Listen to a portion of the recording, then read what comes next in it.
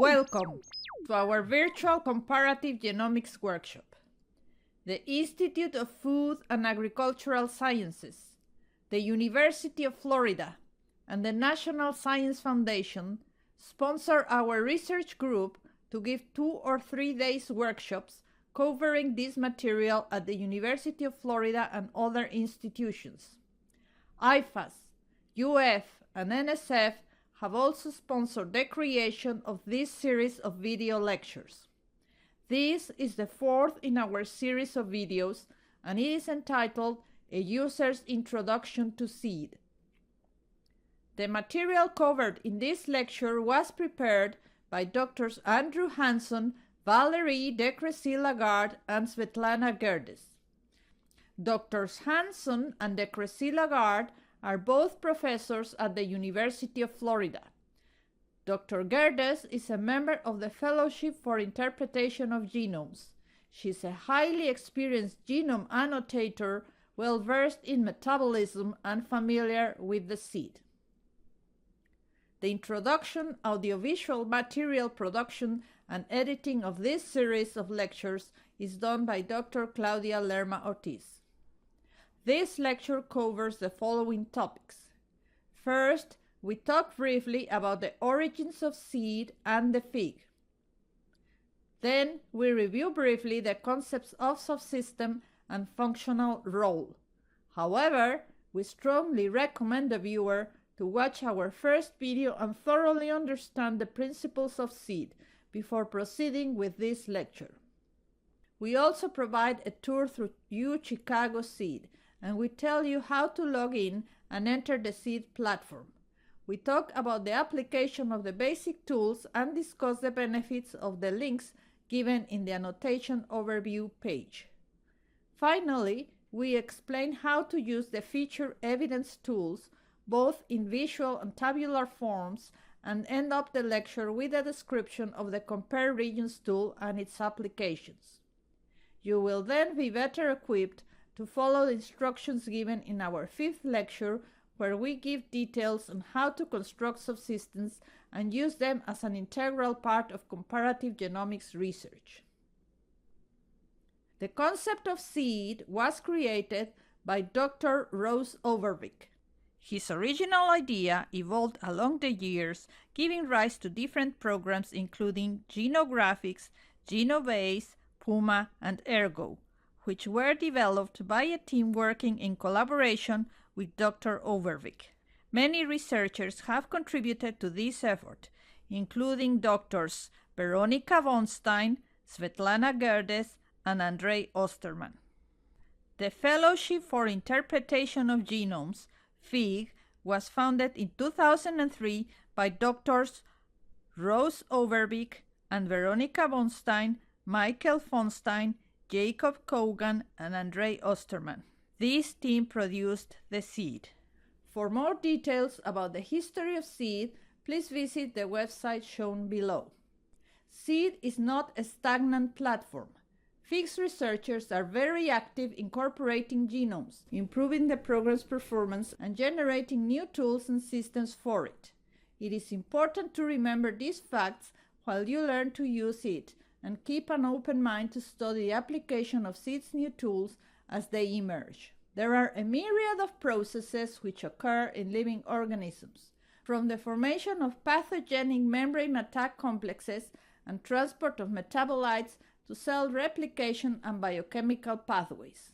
The term subsystems has been coined to refer to sets of molecular functions like enzymes and transporters that together implement a specific biological process. The subsystem organization can be applied to any defined process, regardless of it being a metabolic pathway or a structural complex. In the seed lexicon, the molecular activity that each member of a subsystem performs in that specific biological process is called a functional role. The subsystems cover many genomes, and they have the form of a spreadsheet in which the columns represent the molecular functions and each row represents the genome of a different organism. Consequently, each cell in the spreadsheet identifies the genes for proteins with a specific molecular function in that particular genome. This is a sample of a fraction of a spreadsheet. It only contains a few genomes. A real spreadsheet can have hundreds of genomes. This specific example is the subsystem for the folate biosynthesis pathway. The columns are the roles performed by the enzymes of this pathway, and the rows are some examples of the bacterial genomes present in the seed database. If you need more information about the seed, please read the following paper by Rose Overbeek et al. The Subsystems Approach to Genome Annotation and its use in the project to annotate 1000 genomes, which you can get in the link shown below, or go to the Seed Platform's main webpage. We will now proceed to explain how to use the Seed program. We recommend using Firefox as your web browser. To find written instructions about the use of Seed tools in our workshop, and if you are watching this video through the internet, please head over to the address shown below. If you are not already in our lab webpage, or this link is not accessible to you, please Google 1C page 1. The first option that appears on your screen is the lab webpage of Andrew Hanson at the Horticultural Sciences Department. Click on this link.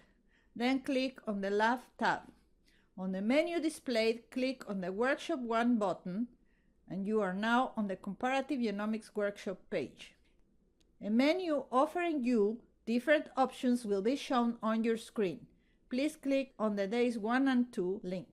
Notice that we start our workshop's web page with a seed protocol. Let's begin. This is where we start learning about the seed. And the big difference is it's not rigidly pre-computed. The user has a lot of control, including over the names that are given to genes. And that's where the training is necessary, because if you can rename a gene, you've renamed it in a whole database for everybody. And they may not agree with your name. So you have to follow rules, and you have to have some training before you're ready to go in and use that power. Now you can always go in and look at it, use it as a viewer and visit it without touching anything. That's not a problem. But if you want to use the full power of it, which is to actually annotate genes yourself, give them functions, you need to know the rules. So there are two seeds that we're going to teach you about. One is called University of Chicago seed. This is a kind of training seed which has something like, is it about 900 genomes later?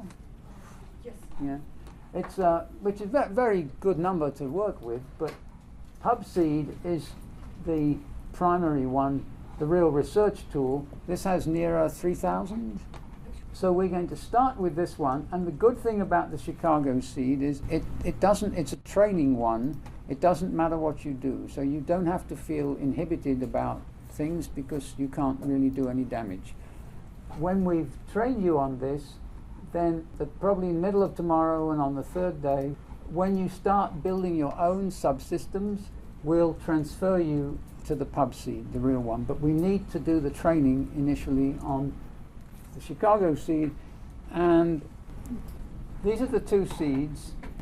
We're going to start with the University of Chicago seed. So what I want you to do is I want you to open in a new tab for the University of Chicago seed, and you have to give yourself for this a login, but unlike the University of Chicago, the PubSeed, for which you all have been given a so-called RAST ID, which is your login. Use your, although it's not essential, actually you can use anything here. Yeah, but you want to use but you might as well be consistent, as they said.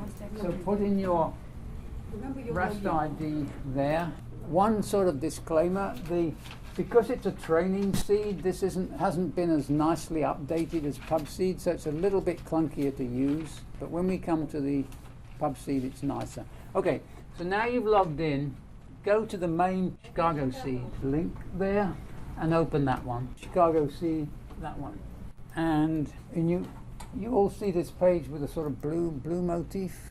Now, Just as in string, there were different ways to enter it, by sequence or by name.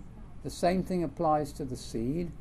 And we're going to enter the seed starting from a protein sequence, and we're going to use the plant FOLI protein, which has its sequence. If you go back to the class page, it's this sequence here. This is the folate synthesis gene, the first gene in folate synthesis from plants. Copy it, and on the seed, this blue entry page, scroll down and you'll see a box that says searching DNA or protein sequences in a selected organism. This is just a BLAST search tool. So paste your FOLI sequence into that box, and again, just like string, you can search the whole collection here with that sequence if you want, but it's slow and it's better to find that gene in a specific genome. So what I want you to do is, for the purpose of this exercise, select Propionibacterium acnes KPA 171202. So to do that, you come back up the page, and there's a box that says if you need to pick a genome, pick Propionibacterium acnes and highlight it when you get there. In those long lists of genomes, you're allowed to type one letter in seed and another database, like a telephone book. You can put your finger on a P, and like if you click Y now, just one letter, or Z, or any letter below P, on a keyboard, like one letter here, and you jump to this letter, but you can't type 2 or 3. And many lists work this way, just one letter. All right, so now you've got this one highlighted, yes?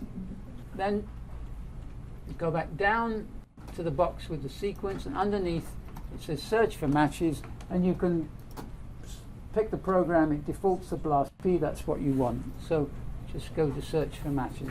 And we're looking, remember, we're looking here with a plant protein, and we're blasting against a bacterial genome, so we don't necessarily expect a really good hit. And we've got one which is 36% identical, and the blast score very respectable, 2e to the minus 19, but it's a long way from being identical. And then you've got a couple of non-significant hits. Well, this is a link. Don't click it yet, please. I just want to explain here, this protein in this organism has an identifier which is FIG 267747.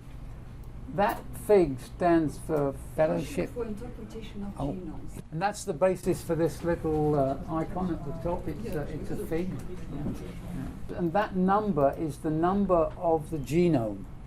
So all the genes in this genome have that same number. The 0.1 is an addition, isn't it? I think. Version, the genome version. So later ones have higher numbers than 1. The PEG number stands for protein encoding gene. And that's the gene number in the genome, broadly speaking, numbered in sequence from the start, so 1 through, say, 4,500. So that's PEG, protein encoding gene 255, in genome 267747. Okay, when you're on this page, click the top hit, your best hit, really your only hit, and this takes you to something called, it's now called the Annotation Overview page. We're going to scroll up and down this and explore it for quite a while. Sveta once called this the Facebook page for a gene. It's really an apt description. This is where it puts all the information about itself, its friends, its hobbies, its age, its, I don't know. And yeah, but it's a very rich page, and we're going to spend quite a time on it. Just flick up and down it quickly. At the bottom, you have, we're going to come to this later, but I just want you to know it's there past all this other stuff. This is a diagram of where your gene of interest, number 1, fits on the section of chromosomes surrounding it, and underneath it are a series of genes or series of similar regions from relatives, where this gene here is the best match in seed to the one you went in with, and this is the second best match, and this is the third best match, and these are the flanking regions of all those genes.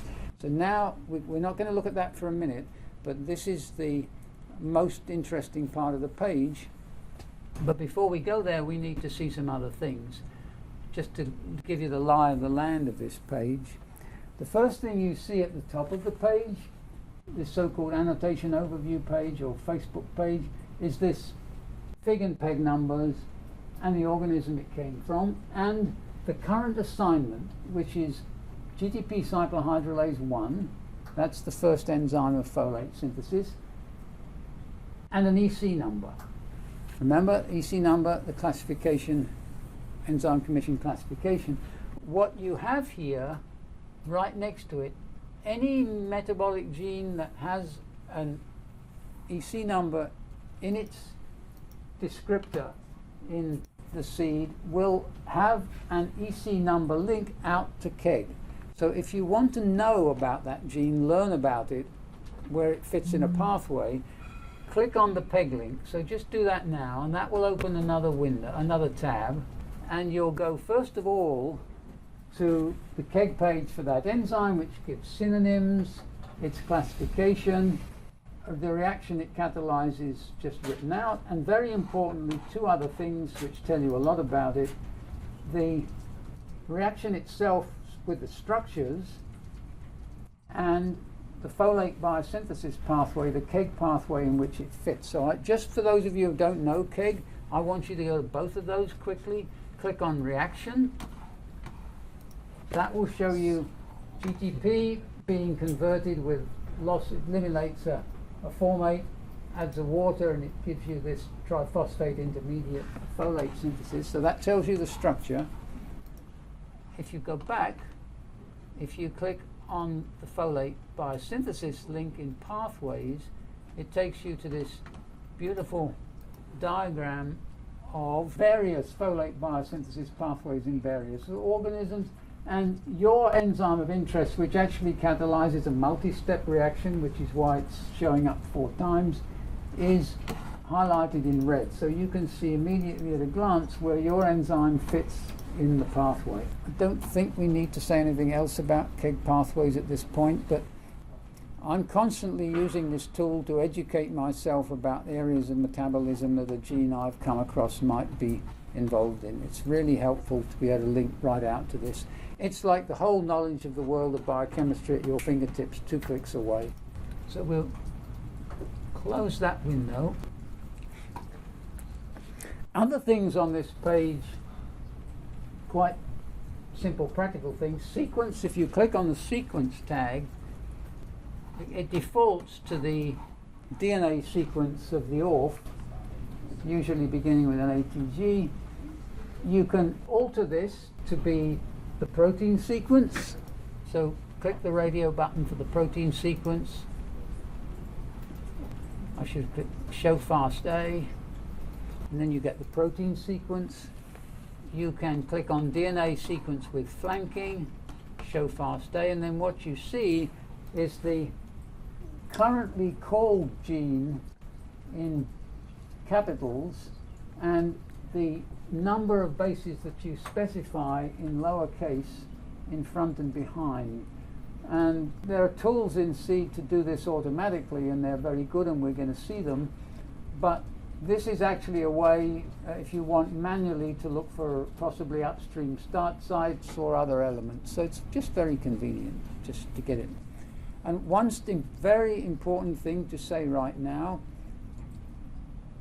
microbial genes, the start codons are called by computers now. Very few of them are experimentally based. The most pessimistic statistic I've heard from Gordon was 1/3 of them could be wrong. Because remember, in microbes it's not only ATG but also GTG and TTG that can be used as starts. And what the programs that call genes are doing is they're going through and looking for an open reading frame of a reasonable length, and they're looking for something that looks like a promoter and a Shine-Delgado sequence, maybe upstream of that. The further you get from E. coli and B. subtilis, the more difficult it is to do that. So particularly if you're a biochemist interested in actually working with proteins that have been predicted, be aware that you might have to manually predict the real start site yourself. The programs may not have done it right 1/3 of the time. In the worst case, they won't. So this is where, I mean, I don't know where the real start site is. It could well be that, but there may be another one up here. That's the sequence sequences tool. Also, the so-called feature evidence tools. So click on feature evidence.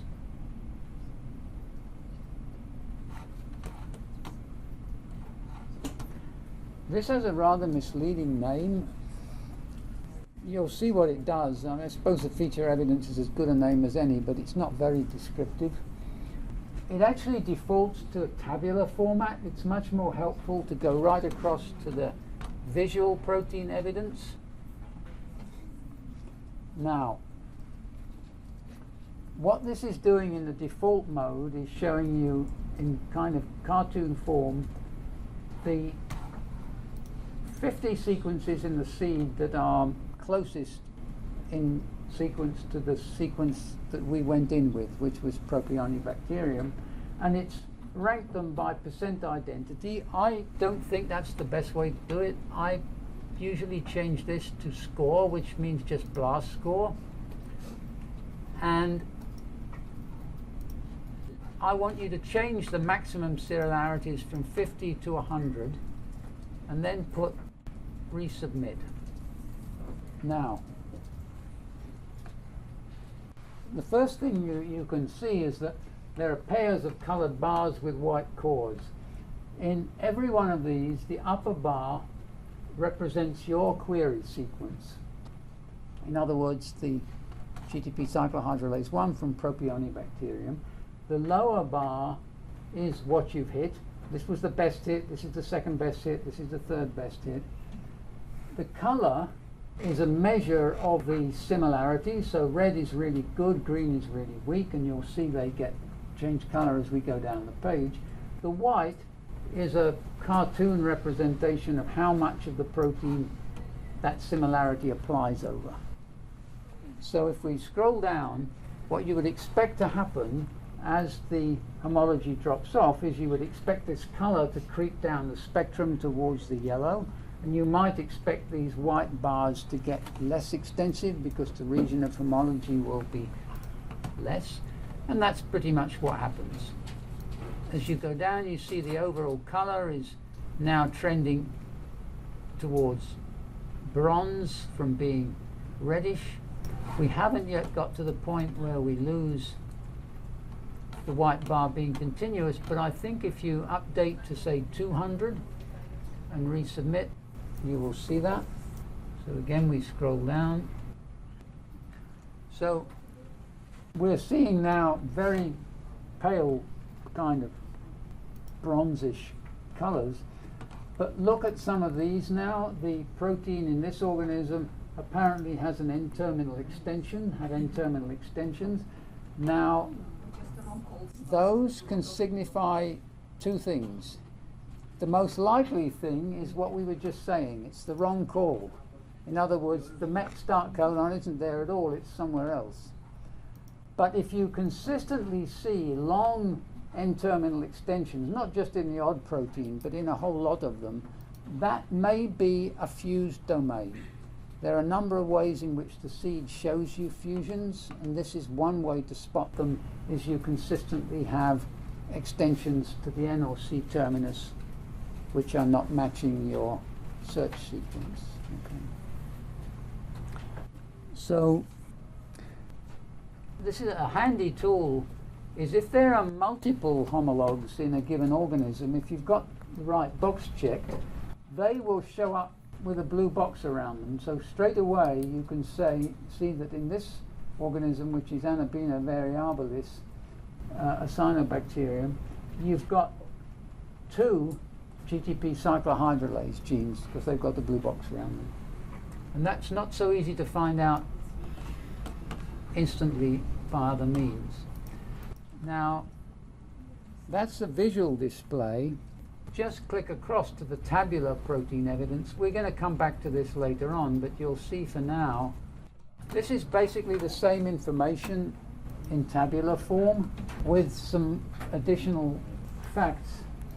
That's telling you that's your query sequence. It's telling you, again, it's reiterating what its function is. It's also listing what's on the face page we'll go back to, is which subsystems it's been added to. We won't do this yet, but you can see there are little boxes and radio buttons here. This is one of the tools that you can use to change an annotation, because you can propagate this annotation to here. We don't need to because it's the same, but this is one of the tools you can use to change annotations. We're not going to do it yet. Go back out to the face page and we'll continue to explore what's on it a little bit. This is a very handy box. Well, a link, it's show CDD, which is show conserved domains. So if you want to know what domains your protein has, which is a very crude way of checking the annotation, you know, does the annotation correspond to the domain? Just click that.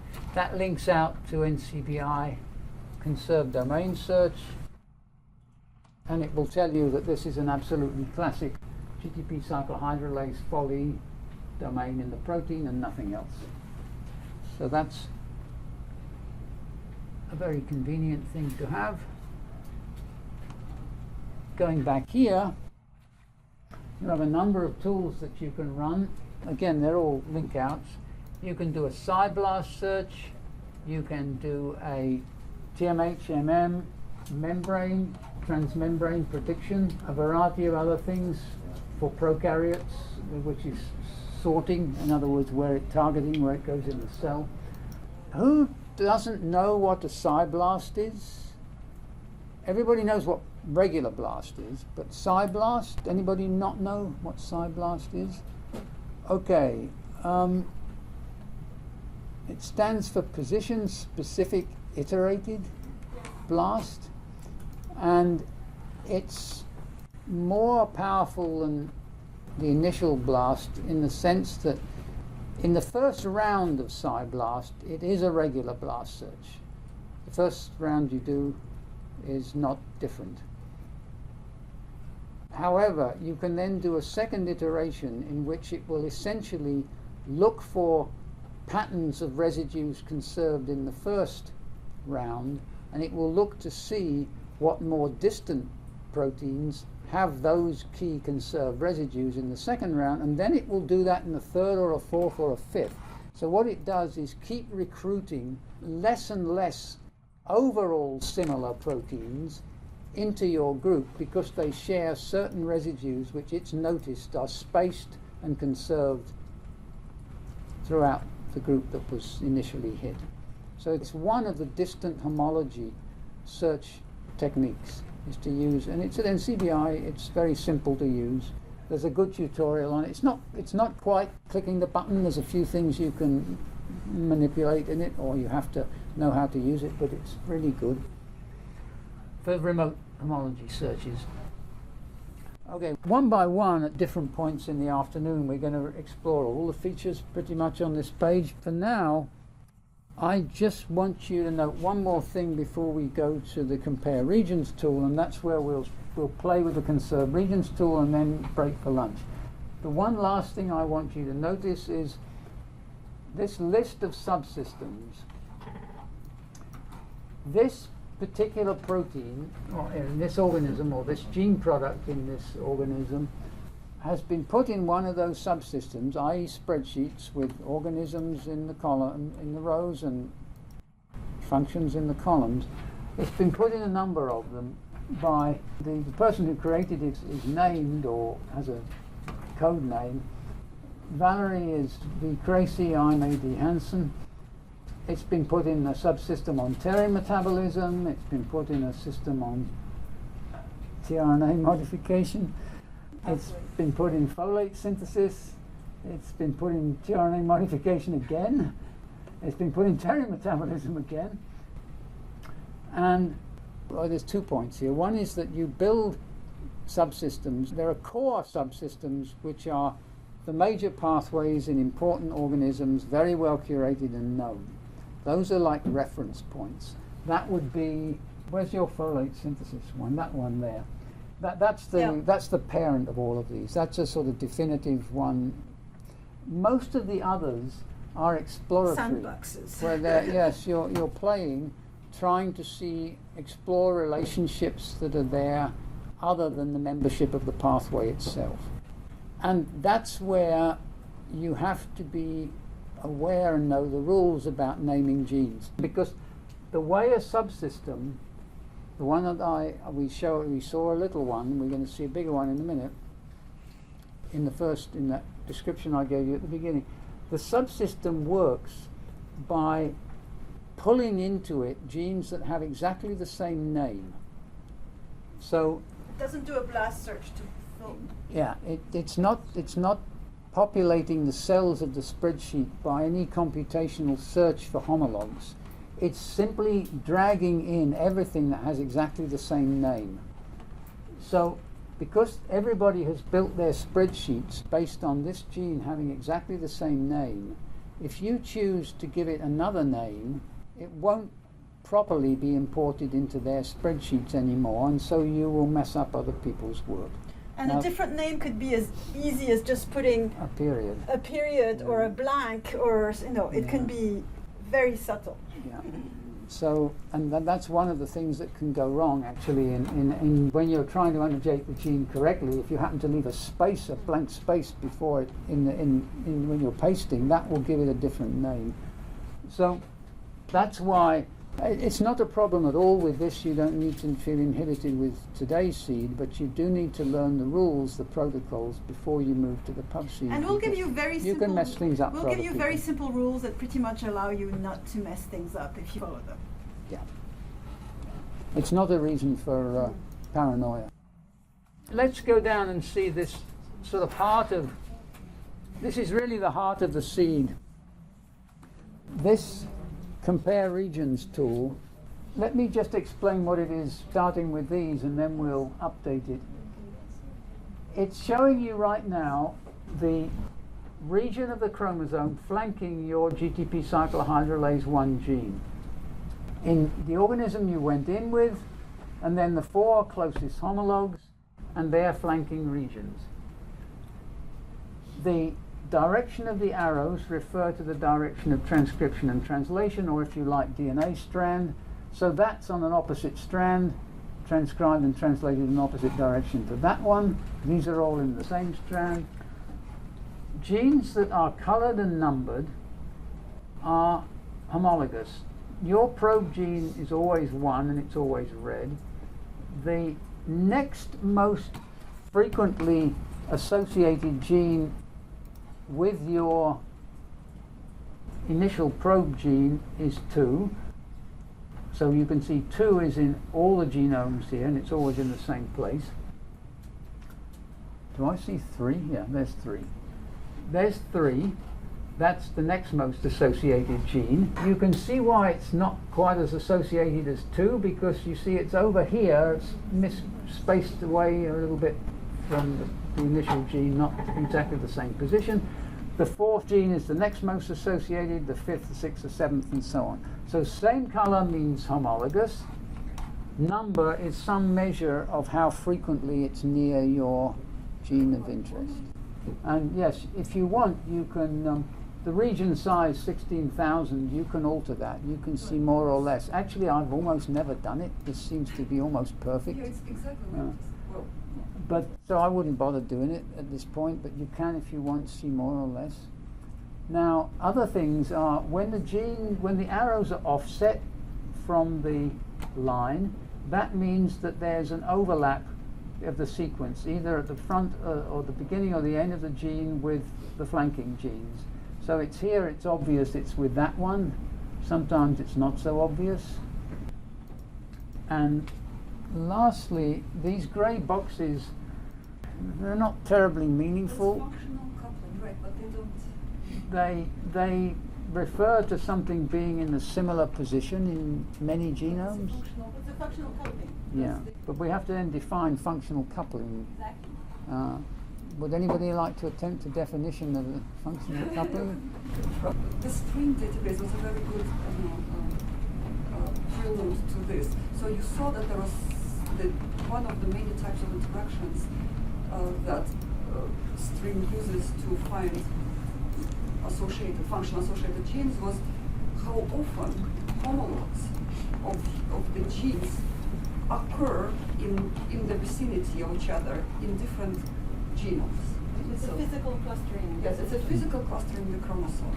However, it's not only that they're close on the chromosome, the phylogeny matters, and Andrew showed it very well. So if two genes are close to each other in all E. coli, and there are 100 genomes of E. coli happens to be sequenced now, that is still meaningful. You count it as one. However, if two genes are close somewhere in the vicinity of each other in E. coli and in some archaebacteria, just one archaebacteria and one E. coli, that is have a much more predictive power weight.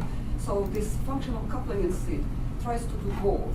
So, and we have even some arbitrary score. So it tries to measure how often the genes are found within 10 kb of each other in non-related organisms. So Sveta, if you extend this figure with more genes and more Can we do diverse that genome, then those gray boxes are the ones the gray boxes try they to will be more conserved. They're like the ones that within the gray will still be in the high numbers. No. Can you please read it, Andrew? Just type, I don't know, 20. Yeah, I'm about to do it. But before we go there, the colouring reflects homology, and the things that are not coloured are in this display, and I emphasise in this display, they're things that don't have homologs in other members of the display, so they're neutral, if you like. Now, the other thing you can do with this is you hover over the gene, and it will tell you what its annotation is. It'll give you the function, or that's the function that's been given to it.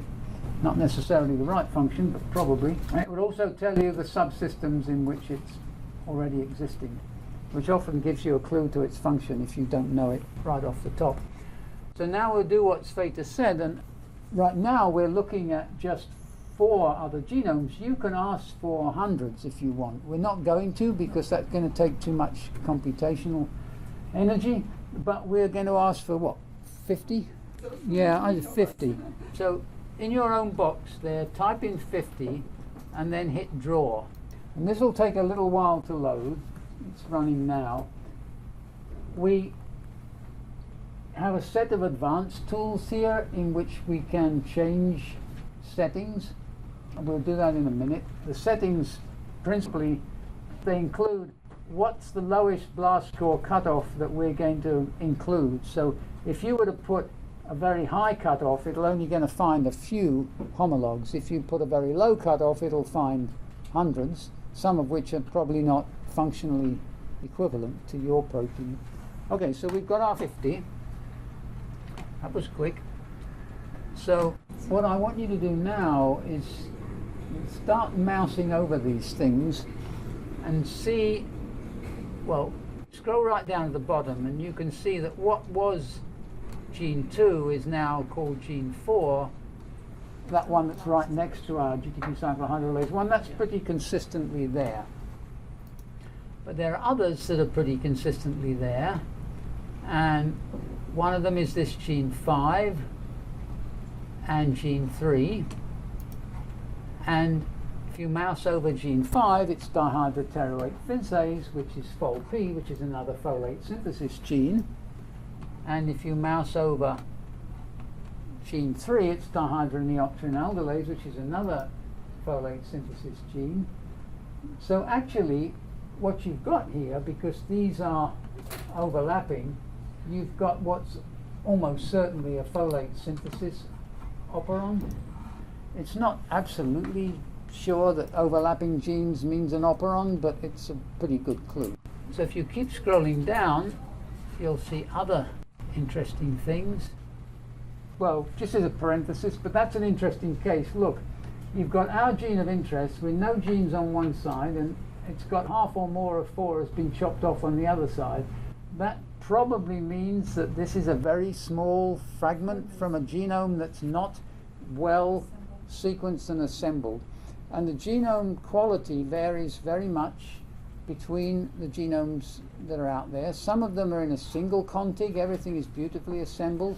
Some of them are in 200 pieces, and the seed will tell you that. Actually, if you want to know how good your genome is, how many pieces it's in, you can I'll just go up to the top of the page. We won't do this, but you click on that. There may be better ways to do this, but for now, if you want to know if there's 200 contigs, this is where you come. And if you're working with a genome and you can't find a gene in it and you've got 200 contigs, then you just scrap it because it probably isn't assembled properly and you don't know whether the gene is there or not because it's got too much uncertainty. Okay, so that was a little excursion because of this weird looking thing. And the other thing to notice is here, I mean, it's 100 to 1 that that's a bad gene start call. You see that gene? It's very, very similar flanking sequence to the previous genome. It's called that gene in the wrong place. It probably should have called it there, and there are tools in the seed for correcting that, but it's just important for now to know that that can often be the case. So what you should just do is, for a minute, just sort of move the mouse around, get a feel for what you can see there. So when you're using the seed, this is often the page where you get a lot of ideas and you're starting out, because you simply take a gene of interest and then start looking to see what it clusters with. That's where a lot of ideas can come from. Now, we did all this with the default settings. So if you're interested if it's a bad or good contig of any of the other ones, you just have to blast the whole genome of the organism that's on the left and then go through the same process. Suppose we come to this one and let's say, Right. well, we want to know. Yes, you would have to figure out which organism this was, And then go to and the then just go to its page. Maybe let's. You click on mouse any over it. arrow It's in this Brevibacterium You linens. can click on any arrow. and If it you will click bring on any arrow, but in a separate tab, open in the next tab, any arrow on that genome. Yeah, so so you would we'll be just- placed We'll in, just a, open that. in a ORF page, PEG page for that particular Yeah. So we organism. click on Brevibacterium linens, and then in a minute it's going to open up the facts page, and yeah, you see 76 contigs. Oh, cool. Yeah. So that You see this thin line without any ORFs on it. For bacterial genomes, you pretty much assume or can assume that it is just a missing data, because it's just that the contig ends right there in the middle of the yellow ORF. Because bacterial genomes are very So most of the time tightly- it doesn't matter because you have so many genomes Yeah. that you're just going to discard that one. That's what we do. Unless it's like a unique genome of a clade, most of the times you have enough information that you don't have to worry about those. So let's just 5 years use ago it wasn't the case yet. let's just use the advanced tab here. Remember, we're searching first with our default parameters. The default is to collapse close genomes, so that if you've got 20 or if you've got 100 E. coli's in there, it's only going to show you 1 or 2. But if you want to see all of them, you could. I've never used anything other than similarity to input sequence, where it's ranking you by declining similarity, but you can rank it by phylogeny. These are the two most important tools, particularly that one. It's the cutoff for pin CD. It just means the genes. It's when you do the BLAST search, it's telling you accept anything with a score of better than -20 and put it in the display. If you want to see more remote homologs, you can change that to -05, or that's the lowest you can go, I think, 05, isn't it? yes. Yeah. Or anything in between. Or you can raise it if you want to be more strict. And you can also color the genes differently according to what they are. So if you, for example, if you want to raise the coloring to -80, I think works, and then redraw it, will color things red as long as they're -80, and when you go below that, it'll color them something different. but I may not have picked the right number to do that. It sort of depends. I think I have, but we'll see. And then, yeah, you see, there's not a single one in there that's minus 80. You've already dropped off to below that. And you can play with that threshold. Sometimes in these lists, there is a pretty sharp cutoff between things that really belong together and then paralogs that don't, and that tool can help you find them. Now, for publication purposes, or at least preliminary figures, you may not want to have all these genomes in. Just put 5 genomes in there again, and a smaller number of genomes. Then we can see easily. You may decide, all right, well, for the purposes of a publication, I don't want to see that one. It's a bad genome. Well, you can do that. You can unclick it, and then hit Update with Selected. Nice little trick put in there to confuse you. Update with Selected will give you this without the ones that were not clicked. And you can, in a list of, say, 100, you can just leave 4 or 5 clicked and pick out very different ones if you want to make a point about how clustering is conserved. And then you used to be able to capture this image by doing that with it, right? But I haven't succeeded in doing that recently. But you can always do a screenshot. Yeah, then screenshot. Yeah, and then you draw your, for publication, what we typically do is either copy it and paste it into PowerPoint or a drawing program and then manually overwrite it, or just do a screenshot and do the same thing. But you can very substantially edit your display here.